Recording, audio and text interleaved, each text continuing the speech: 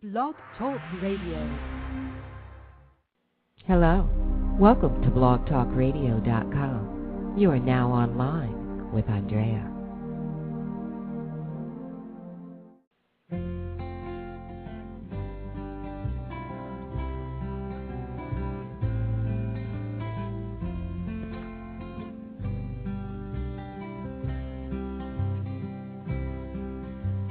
How many roads must a man walk down before they call him a man?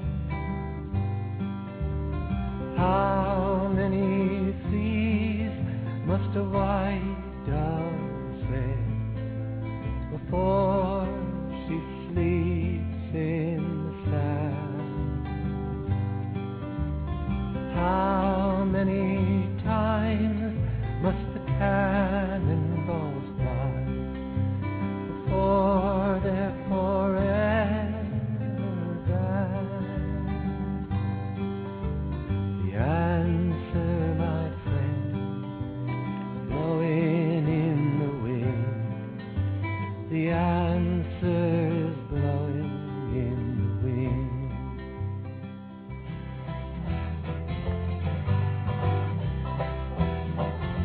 If I had a hammer, I'd a hammer in the morning, a hammer in the evening, all over this land. A hammer out danger, a hammer out a warning, a hammer out love between the brothers and the sisters. All over this land. Singing that song, which I did, of course, at the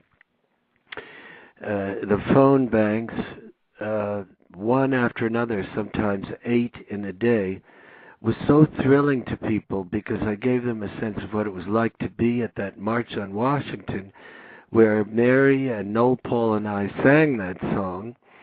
And I said, you have to realize that this is not just about an election. It's also about a long, long effort that started 45 years ago when people finally got the determination, the consensus, and strength to march together and commit to not stopping until finally we had the kind of justice and equity in this country that, of course, was devastatingly absent at the prior to the civil rights movement. No, we haven't completed the journey by any means, but this last election has been a giant step. And those of us who have been on this road and been on the March in Washington and been in Selma, Montgomery, and been, in the movements that proceeded from this particular movement, like the peace movement and the women's movement and the environmental movement and the movement for self-determination and democratization in Central America and other countries, and the anti-apartheid movement, and I could go on and on. We feel that we have come to a central place of the end of a first arc from 63 till now. And therefore, I am so proud to have been there then and proud to have a sense of being redeemed and validated, because for many years people were saying, they were so cynical, well, what's the point? We're not getting anywhere. Well, we have gotten not only somewhere, we've gotten amazing results. And I couldn't be prouder to be talking to my dear friend Andrea for so many years.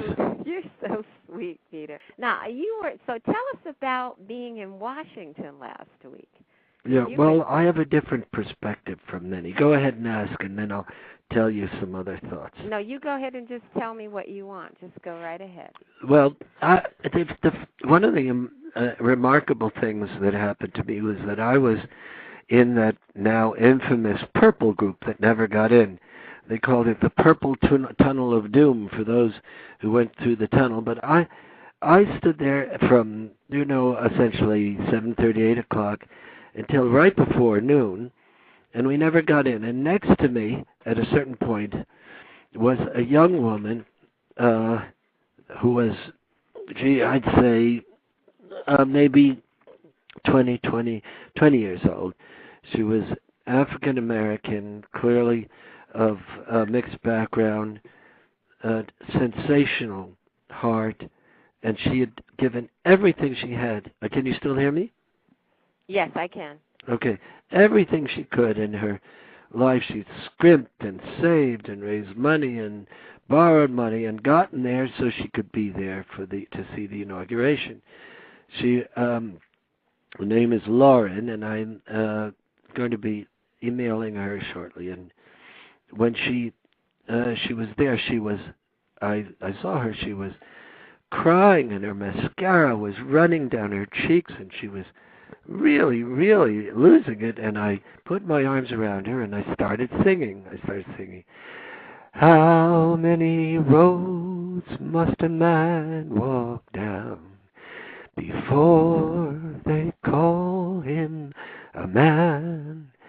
And how many seas must a white... And I rocked her back and forth, and slowly she began to stop crying. And I said, and we talked, and she told me how dear and important this was to her, and she was devastated. And I said, I think we'll get in and we'll stay. Well, at the point at which it was clear we weren't going to get in, she collapsed on the pavement. She collapsed, and she was crying hysterically, and the medics came over, and the police came over, and it was clear that there wasn't much that we could do. So I lifted her up with their help, and I started walking with her so we could see the speech on television. And I said that it was an opportunity for me to say things that I might not have thought about unless I had to explain to her why it was important for her to be there, but not as important at all to see the actual the speech and is taking the oath of office. And I did so by saying, what you did here was the essential act. You came here. Fill my cup again. I've seen the steel and the concrete crumble, shine on me again. The proud and the mighty, they all